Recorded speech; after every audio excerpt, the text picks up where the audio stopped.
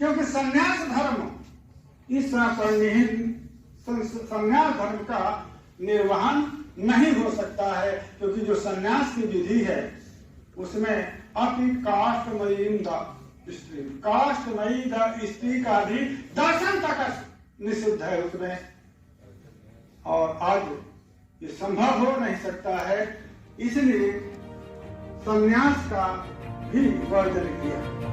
और देवर से पुत्रोत्पत्ति जो थी, यदि आज के काल में कहें तो विचार की एक हम धारणा को बना देंगे। इसलिए उत्तर काल में इसका परिवर्तन हुआ कि कलिकाल में ये वर्जित है। पुनः जब चतुर्थ आश्रम की समाप्ति की स्थिति आई तो पुनः एक संशोधन हुआ कि जब तक गंगा है और तुलसी है तब तक ये संन्यास चतुर्थ आश्रम चलता रहेगा। एक सामान्य से मैं बता रहा हूँ। तो इस प्रकार से हमारे जो धर्मशास्त्र हैं उन धर्मशास्त्रों की परिवर्तन की व्यवस्था, इसलिए उन्होंने सोचा कि हम ऐसा न करें, क्योंकि आज कितने विभक्तों भागों में हम लोग बट गए। पूरे विश्व में 10 प्रकार के ब्राह्मण हैं, 5 गौण और 5 द्रविड़। आज हम गौणों में ही देखें, गौण है यहां से लेकर के बंगाल तक, और उसी गौणों में से ही कानकुब्ज शाखा के अंतर्गत सरयू पायन है, और उस कानकुब्ज सरयू पायनों में विवाद है ही, सरयू पायनों में भी विवाद है। कहते हैं शुक्ल जी हैं और एक कहते हैं मणि है, ये तो सबसे श्रेष्ठ है। अब ये सबसे श्रेष्ठ है तो और जो क्या कहते हैं जो हुए गर्ग गौतम सामने से वो निम्न हो गए। इस प्रकार की जो धारणा है, ये जो धारणा है, ये धारणा में कोई शास्त्र प्रमाण नहीं है, परंतु कपोल कल्पना करके ब्राह्मणों में विभाग किया, इसी प्रकार से क्षत्रियों में विभाग किया, इसी प्रकार से हिंदियों में विभाग किया। तो हम ऐसा कोई समसामयिक ऐसा हम धर्मशास्त्र का नियम बनाए जिससे सबका समन्वय हो सके, ये उनकी कल्पना थी। दूसरी बात उनकी कल्पना ये थी कि जो हमारी प्राचीन पद्धति थी, प्राचीन गुरुकुल पद्धति थी और प्राचीन विद्याओं का जो उत्थान था, उसी प्रकार से हम इस कॉलेज को विश्वविद्यालय के रूप में बना देंगे तो और उत्थान होगा। क्योंकि जब कॉलेज नहीं था, संस्कृत कॉलेज नहीं था, उस काल में की जो विद्या थी, उस विद्या का क्षय संस्कृत कॉलेज से प्रारंभ हो गया। क्यों? उस काल में डिग्री नहीं थी। आचार्य ही लिखता था अयम अमुक ग्रंथाध्यापने समाता, एक ग्रंथ का अयम अध्ययने अध्यापने लेखने च समर्था, अयम वचने भी समर्था। ये आचार्य लिख करके देता था, एक ग्रंथ का, 2 ग्रंथ का, जिसका सम्यक तरह का अध्ययन करते थे। अभी हम लोगों के काल में भी पांडे जी हैं, उस काल में भी ये होता था कि वो उस ग्रंथ के बहुत बड़े पंडित हैं, वो उस ग्रंथ हमारे काल में दूसरी के अमुक पंडित बहुत बड़े, दूसरी उनके यहाँ जाकर पढ़ना चाहिए, है ना। और ये ऐसे ही से कम तो 2-3 ही पंडित थे जिनका नाम लिया जाता था कि उनके यहाँ पर एक ग्रंथ के हम लोगों के काल में पंडित। आज हम डिग्री ले लिए, सभी ग्रंथों के पंडित हैं, उसका किसी ग्रंथों के पंडित नहीं। ये कल्पना उनकी थी। परंतु जब कॉलेज हो गया तो डिग्री की व्यवस्था आ गई, उससे छेड़ता हुई, और उन्होंने सोचा यदि इसी के रूप में भी रहेगा, परंतु हमको यदि हमारे अध्यापकों को सम्मान प्राप्त होगा तो सम्मान से हमारे अध्यापक और कुछ इस विद्या के उत्थान के लिए करेंगे, परंतु वो नहीं हो पाया। यही इसीलिए हम जयंती मनाते हैं कि जिस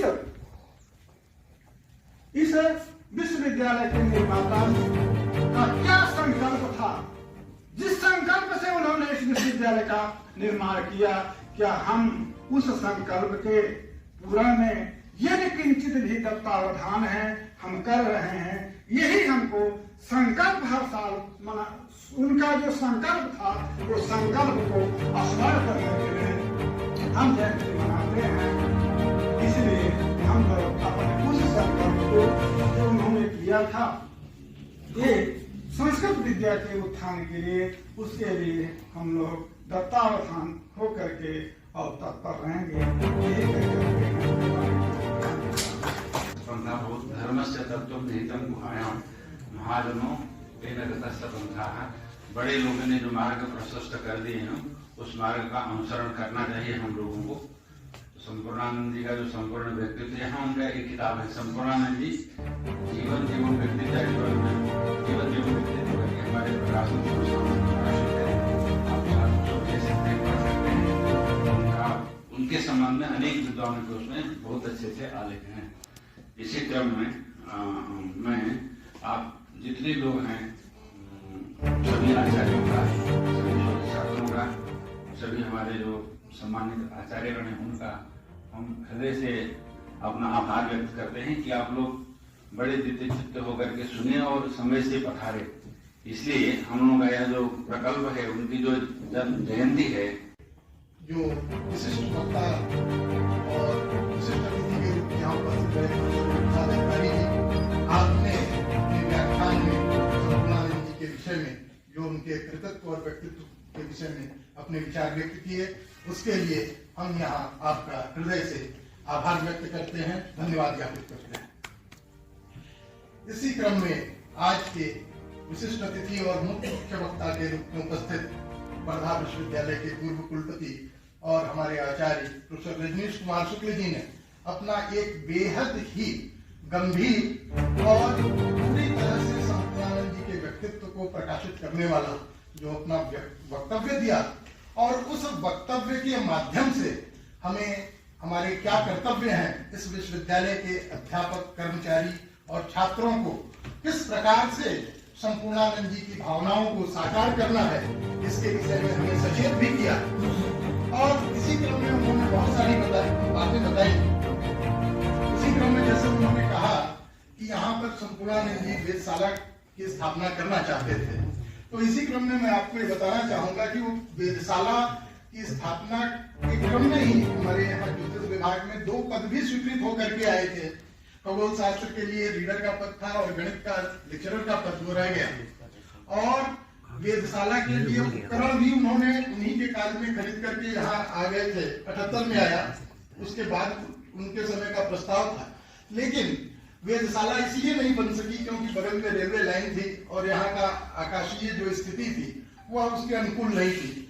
और उत्तर प्रदेश में जो पहली वेधशाला बनी नैनीताल में, उसको भी स्थापित करने का श्रेय डॉक्टर संपूर्णानंद जी को ही जाता है।